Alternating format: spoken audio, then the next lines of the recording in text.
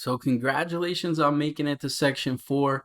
We've covered so many things in the course so far. You've learned all the basic fundamentals of using TensorBoard with PyTorch. You've also been able to apply this to a simple regression example, as well as a little bit more complicated image classification or computer vision example. Now, welcome to section 4. In section 4, we're going to cover an NLP visualization example. I wanted to include this in the course so that you can see how you can use all the powerful features of TensorBoard with even text applications. So let's jump into this section to see how you can use the features of TensorBoard. In this section, we're going to do a hands-on example with natural language processing, or NLP. In this example, we're going to conduct sentiment analysis of movie reviews. Now, all that sentiment analysis means is that based on some text, what kind of feeling do you get for that text? In this case, we are going to review texts of a movie so we can predict if it's positive or negative. So here's an example. If we take a look at the movie Star Wars: A New Hope, the original one, we can see that many users have put reviews of this movie. So for each review that a user puts, could we predict by looking at the text, can we build a neural network that will predict whether this text is positive or negative review? We're going to use the IMDb dataset, which is a very common, well-known dataset in the world of NLP. It has 25,000 reviews in the training set, as well as 25,000 reviews in the test set. Again, this is a binary classification type of problem that we're going to solve, in the fact that we're going to classify each review or each input sample to be either a positive or negative. So there's two classes and it makes it binary.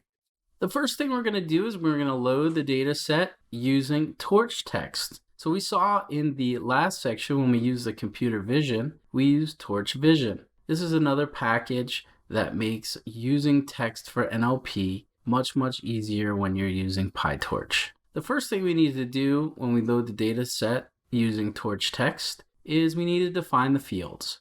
And by defining the fields, it essentially tells the code how we want to handle the text and the label data in the data set. All right, so as we're reading in the data set, there's many different ways that we can handle this text.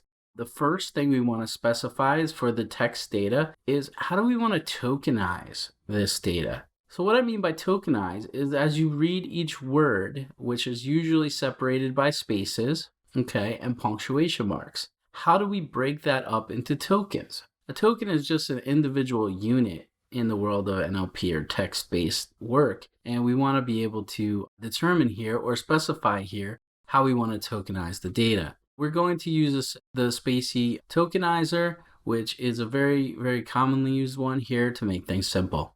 Next, we want to define how we want to handle the label field. And what we're going to do here is we're going to specify that we want to convert that field to a floating point number. Okay. Once we define the fields, then we're going to go ahead and use the datasets package as part of Torchtext. And we can see that we've imported the datasets package from Torchtext, and we can see we're using the IMDb feature of that. We're going to use the splits function, which automatically creates the splits data in train data and test data. So that's how we load the data. Very simple using Torchtext. So if we want to print out the data to see what it looks like, we can see here we're going to print the label first, right? So we take our training data and we look at one of the examples, and we can see in this example, it's positive label here. The next thing is we want to print out a sample review.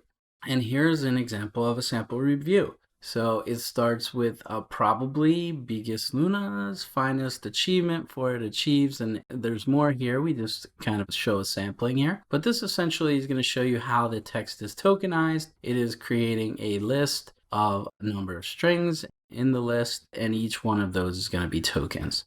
Okay. So all of this will make a lot more sense as we dive into TensorBoard, how we're going to use TensorBoard to help us develop models and look at the data in the NLP world. But I wanted to give you a basic idea of how to load the data using NLP.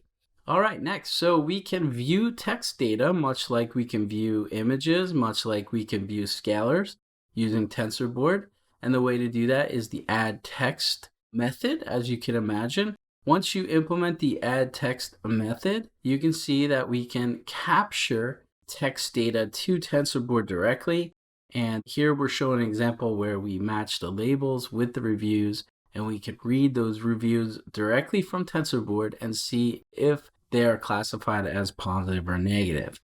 We can also visualize word embeddings.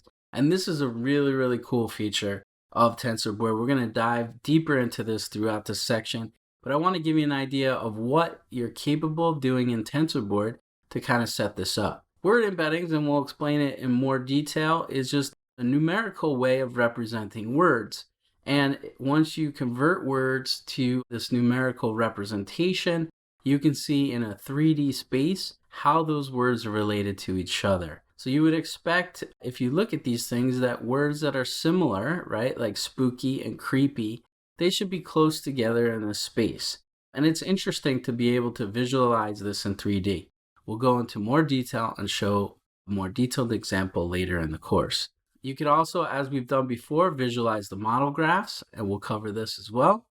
And finally, you can visualize the hyperparameters for each experiment that you run. This is very, very useful in all model development, and we'll use it again in this section. Okay, so that wraps up the introduction to this section. We're going to solve an NLP problem.